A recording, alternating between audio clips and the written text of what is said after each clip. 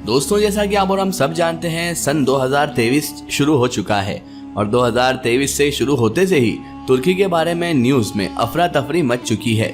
कोई कह रहा है कि 2023 में खिलाफत उस्मानिया फिर से आ जाएगी, कोई कह रहा है कि 2023 में क्या तुर्की पूरी दुनिया की सुपर पावर बन जाएगा, तो कोई कह रहा है क्या आले सऊद तुर्की को ये सब काम करने देंगे।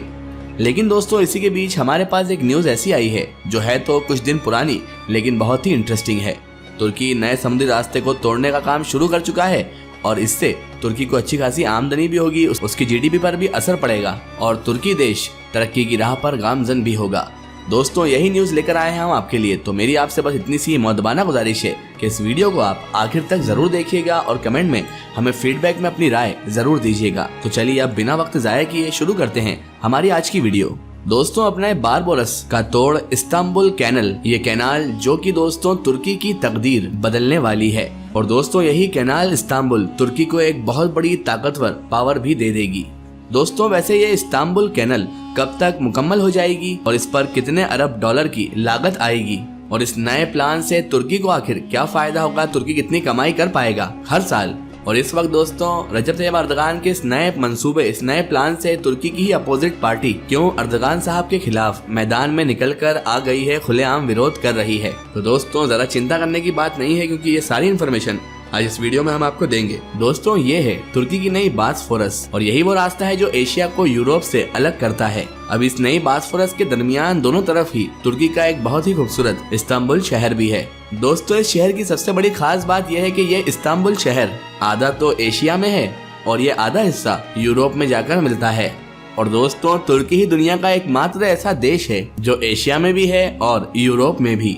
दोस्तों जब इस्तांबुल सल्तनत उस्मानिया का हिस्सा बन चुका था, सल्तनत उस्मानिया ने इसे फतेह कर लिया था, तो तुर्की के बाद इस्तांबुल के रूप में एक बहुत बड़ी ताकत बनकर ये शहर आ गया था। अब रहे बास्फोरस से इस वक्त तुर्की दुनिया की 12% तिजारत को एक्सपोर्ट करता है। इस्तांबुल के तहत बाकी जहाजों से टैक्स लिए जाते थे जो जहाज यहाँ पर से गुजरा करते थे और तुर्की उस दौर में दिन ब दिन ताकतवर होना शुरू हो गया था। सल्तनत उस्मानिया से तमाम इस्लामी दुश्मन लोगों को खतरा था और फिर बहस में मौजूद सल्तनत उस्मानिया के गद्दार और उन गद्दारों से ही हाथ मिला लिया इस्लामी दुश्मन मुल्कों ने। और उसके बाद आप सभी जानते हैं कि 1923 से कबल ही सल्तनत उस्मानिया को तोड़ दिया गया और बहुत से फिर नए देश हमारी इस दुनिया में वजूद में भी आ गए और तुर्की से अपने बास्फोरस का कंट्रोल भी इन लोगों ने छीन लिया ताकि तुर्की कमजोर हो जाए और तुर्की फिर से खिलाफत को कायम करने की कोशिश ना करे। और फिर इसी के साथ साथ एक मुआहदे, एक एग्रीमेंट के तहत तुर्की के पूरी पावरों को छीन लिया गया और उसके हाथ पर बांध दिए गए। और मुआहदा लोजान, जिसे हम एग्रीमेंट लोजान के नाम से भी जानते हैं, उसके तहत तुर्की को एक सेक्युलर देश बना दिया गया और उसके बाद तुर्की को इस्लाम से दूर भी कर दिया गया। लेकिन दोस्तों रजब तैयब अर्दगान साहब जैसे कौमी परस्त इंसान और एक नेक दिल इंसान के आने के बाद तो जैसे तुर्की की नई सुबह हो चुकी है और तुर्की ही बदल चुका हो और तुर्की अब 100 साल पहले जब उसे कमजोर कर दिया था वो वाला तुर्की अब नहीं रहा है। और अब रजब तैयब अर्दगान साहब की सदारत में तुर्की अपना खोया हुआ वही मकाम फिर से हासिल करना चाहता है, लेकिन ये इतना आसान भी नहीं है दोस्तों। अब दोस्तों तुर्की इस नए बास्फोरस के मुकाबले में कैनल इस्तांबुल बनाने जा रहा है। इससे दोस्तों सालाना तुर्की कितनी कमाई कर सकता है ये हम आपको बताते हैं। दोस्तों इस नए बास्फोरस से हर साल 50,000 जहाज गुजरते हैं, जबकि हर महीने 4 नए जहाज भी यहाँ के नए बास्फोरस से गुजरते हैं, वो भी बिल्कुल ही मुफ्त। क्योंकि दोस्तों इसी बास्फोरस के रास्ते को दुनिया की पावरफुल ताकतों ने डिक्लेयर किया है। इस समंदर को दुनिया की पावरफुल ताकतों ने ही इस रास्ते को डिक्लेयर किया है, वो भी उसी एग्रीमेंट लोजान जिसे हम मुआहदा लोजान नाम से जानते हैं उसके तहत। बस इसमें वो शिप तुर्की को बताकर दाखिल तो हो सकती है, इसके बिना कोई भी शिप बगैर इजाजत के दाखिल नहीं हो सकती है। और अगर दोस्तों इस ब्लैक सी के नए देश के अलावा कोई बाहर से मुर्ग ब्लैक सी में आना चाहता है तो उसे 21 दिन की इजाजत होती है दोस्तों, और 21 दिन के अंदर अंदर ही उसे ब्लैक सी नामी ये जो समुद्र है इसे छोड़ना पड़ता है। और दोस्तों अब ये मुआहदा इसलिए भी किया गया था क्योंकि अब राय बास्फोरस अगर तुर्की के पास होता तो तुर्की के माली हालात बहुत ज्यादा बेहतर होते। 100 साल पहले इस बास्फोरस पर बैन लगा दिया गया और तुर्की की इस बास्फोरस को सबके लिए फ्री कर दिया गया।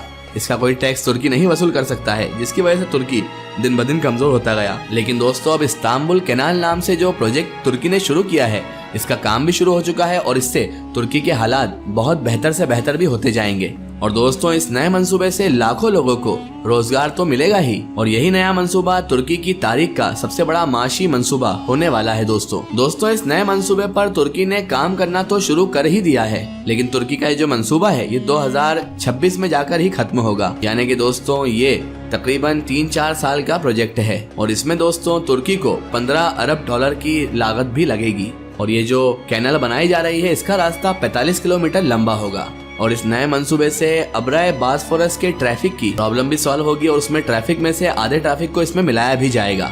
तुर्की का यही कहना है। अब इस नए बास्फोरस से जहाज जब गुजरते हैं तो इसी वजह से आसपास की तामीरात को काफी नुकसान भी पहुंचता है, और बहुत सारे पानी के जहाज तो यहाँ तक इमारत से भी टकरा जाते हैं, और इसीलिए तुर्की इस नए इस्तांबुल कैनाल को तामीर भी कर रहा है ताकि पुराने बास्फोरस से जो ट्रैफिक है वो कम हो जाए और यहाँ से ट्रैफिक चालू हो जाए। लेकिन दोस्तों असल मंसूबा जो इसके पीछे है वो तो जाहिर ही है लोगों के सामने। जाहिर सी बात है कि हर इंसान समझता है कि तुर्की का इस्तांबुल कैनल बनाने का मकसद क्या है, और दोस्तों मंसूबा यही है कि तुर्की को माशी तौर पर मजबूत करना है। अब इस नए मंसूबे को लेकर दुनिया भर में इस्लामी दुश्मन मुल्क जो हैं और जो बहुत ज्यादा तुर्की से दुश्मनी रखते हैं वो लोग तनकीद तो कर ही रहे हैं, तुर्की की बुराई तो कर ही रहे हैं। लेकिन दोस्तों दूसरे देशों के अलावा तुर्की के कुछ अपने ही गद्दार इस मंसूबे के खिलाफ मैदान में उतर चुके हैं। लेकिन उससे पहले दोस्तों हम आपको ये बताएंगे कि तुर्की अपने इस प्लान से हर साल कितना ज्यादा कमा सकता है। अब दोस्तों जैसा कि जाहिर सी बात है कि इस मंसूबे की कॉस्ट इस प्लान की कॉस्ट जब 15 अरब डॉलर है, तो इस मंसूबे के इस प्लान के मुकम्मल होने से तुर्की को हर साल 2 से 3 अरब डॉलर मिलने की उम्मीद भी है दोस्तों।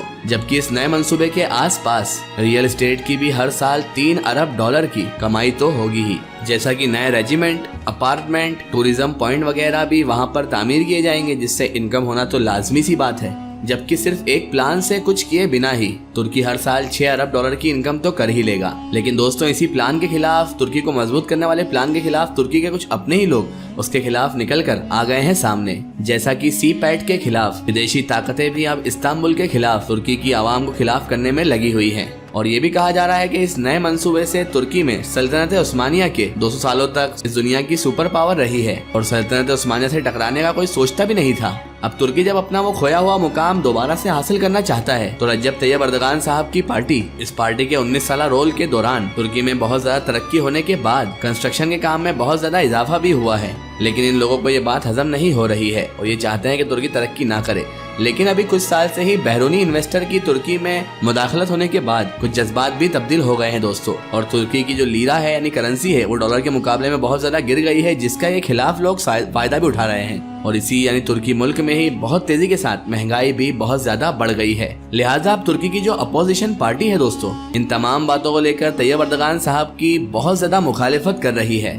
आपकी इस बारे में क्या राय है हमें कमेंट सेक्शन में जरूर बताएं। फिलहाल आज की हमारी वीडियो में बस इतना ही। अगर ये वीडियो आपको पसंद आई है तो इसे ज्यादा से ज्यादा शेयर कीजिए, इसे अपने फ्रेंड्स और अपने रिश्तेदारों तक जरूर पहुंचाएं। इसी तरह की इन्फॉर्मेटिव और हिस्टोरिकल वीडियो के लिए हमारे चैनल को सब्सक्राइब कीजिए और पास में दिए गए घंटे के आइकन को जरूर दबाएं, ताकि हमारी आने वाली हर नई वीडियो की नोटिफिकेशन आप तक पहुंचती रहे।